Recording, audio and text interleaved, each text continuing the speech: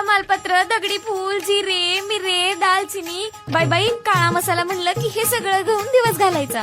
अगं झरीकर मसाला आहे की ज्याने काळा मसाला ग्रेव्ही मसाल्याची सबंध महाराष्ट्राला ओळख करून दिलीये बघ. आहा, घरच्या सारखा हवाय मला मिळेल का? अगं अत्याधुनिक लॅब मधून तयार होणारा मसाला आहे झरीकर मसाला. सुटले का बाई एकदाची? आत्ताच करते झरीकर काळा मसाला टाकून झणझणीत भाजी. मग आतापासून स्वाद तोच पण अंदाज नवा. रामकृष्ण हरी माऊली. आपण माऊलींच्या पालखी सोहळ्या सोबत आहोत. वारीच्या वाटेवर या विशेष कार्यक्रमाअंतर्गत दररोज आपण वेगवेगळे व्यक्तिमत्व भेटत असतो. माऊलीच्या आपण आश्वाचीही माहिती घेतली, नगाऱ्याचीही माहिती घेतली, रथाचीही माहिती घेतली आणि आता जे रथाला मानाची जी काही बैलजोडी आहे महाराष्ट्रामध्ये, या बैलजोडीची अत्यंत चर्चा चांगली झालेली आहे आणि या बैलजोडीचे मालक रानवडे कुटुंब यांना या ठिकाणी मान मिळालेला आहे. आपण त्यांच्या मालकाशी संवाद साधूया. रामकृष्ण हरी माऊली. रामकृष्ण. आपण या बैलजोडीचं नाव सांगा आम्हाला. बैलाचं नाव अर्जुन आणि सूर्या. अलीकडच्याचं नाव अर्जुन आणि पलीकडच्याचं नाव सूर्या. अर्जुन आणि सूर्या अशा प्रकारे या बैलजोडीचं नाव आहे. अत्यंत देखणी आहे आणि हे साधारणतः यांची किंमत काय असू शकते? किंमत याची 5 लाख रुपये. या वर्षी घेतली का? याच वर्षी घेतलेली. याच वर्षी 5 लाख रुपयाला त्यांनी खरेदी केली.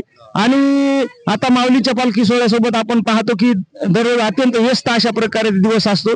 कुठेही त्यांना विश्रांती थोडीच मिळते, परंतु विश्रांती त्यांना सकाळचा चारा, यांची दिनचर्या कशी असते आम्हाला सांगा.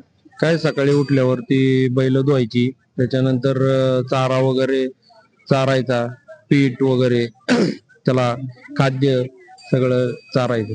दररोज त्यांना धुवावं लागते. हो.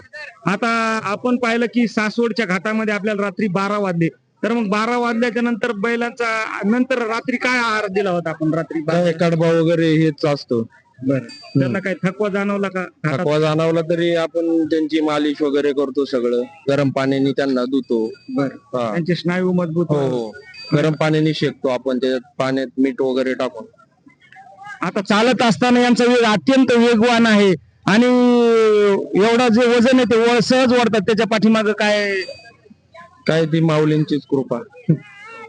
आणि यांच्या सोयी करता किती जण आहात आपण सगळेजण या रथासोबत?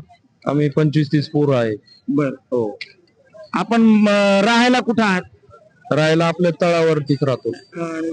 आपलं प्रॉपर गाव आणि संपूर्ण नाव सांगा आम्हाला. आता मी प्रॉपर मोशीचा आहे, असतो चाललाट म्हणून. रानवडे आमचे खास जवळचे मित्र आहेत. बरं. हो. बर. हे आळंदीलाच राहतात का? हा, आळंदीलाच. बर. ज्या वेळेला मान मिळाला त्यांना, त्यावेळेस काय भावना होत्या? भावना या एकदम आनंदी होत्या. हो. भावना म्हणजे अशा व्यक्त करू शकत नाही, अशा भावना असतात.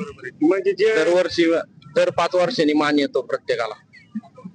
5 आडनाव आहेत त्यांना. त्याच्यासाठी काय काय करावं लागतं आपल्याला? म्हणजे त्याची प्रक्रिया काय आहे?